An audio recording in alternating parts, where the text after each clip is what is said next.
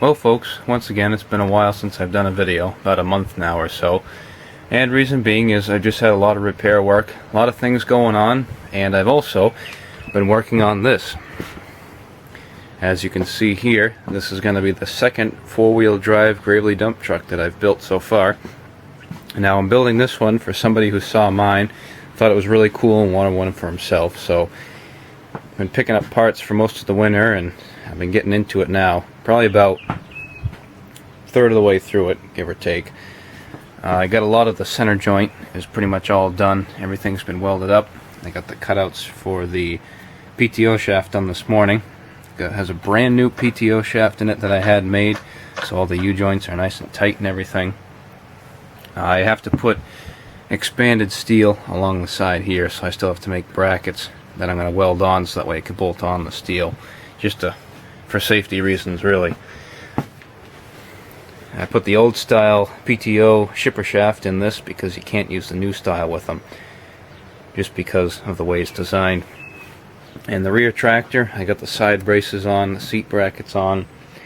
I got the high-low shift rod, and I had to pull off the engine and actually flip the shift rod around so it shifts from the opposite side. So that's over there, because on this side I'm going to have a swiftamatic shift rod, being that these are two L8 transmissions.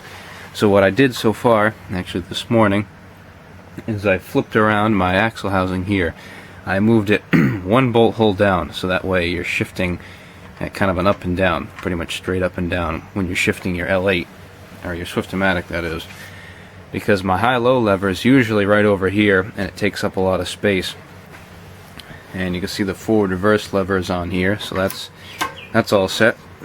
But what I'm doing for my L8 lever is we're using the old swiftamatic rod, because that's already bent up pretty well.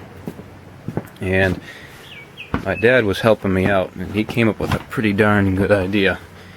And I don't know if I'll be able to explain it, so I'll be doing a video today so you guys can see what we're doing. But we're going to use this rod, and what I'm going to do is I'm going to take this bend out of here and I'm going to put it up this way a little bit more, because I'm going to have a pipe that gets welded to the side brace here that this is going to travel through. And it's probably going to shift from underneath the seat, because the seat's going to come out here. And you don't need a lot of room to shift these swiftamatics. If everything's greased up, you only need about 1.5 inches, if that, to be able to shift from high to low. And it's going to be kind of a pin setup that's going to come off of the rod, and it's going to go up and drop in for high range, and you're going to push down and it's going to come up for low range, whether that makes any sense. And this is still going to have the swiftamatic springs on it, so it'll be spring loaded. But that's what I'm going to be working on today, so that way the back tractor is completely done.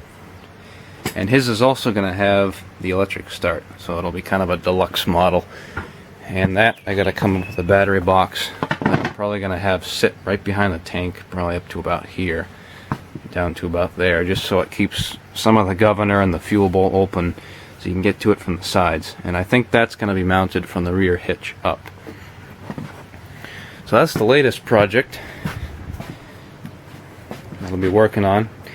And swiftamatic transmission in the front, I got to swap the axle housings from side to side, because we have the forward reverse clutches on this side here, and I don't want to have two levers on the same side. So if it's over here, I'll have separate shift rods on each side. Swiftamatic is going to be a little bit farther underneath the bed, because you're not going to be shifting it as much, whereas the forward reverse one is going to be up just like mine, right at where you can get to it and everything. So that's the latest project going on. It's the L8 dump truck. But anyways, there you have it folks. I'll keep you guys updated on the project.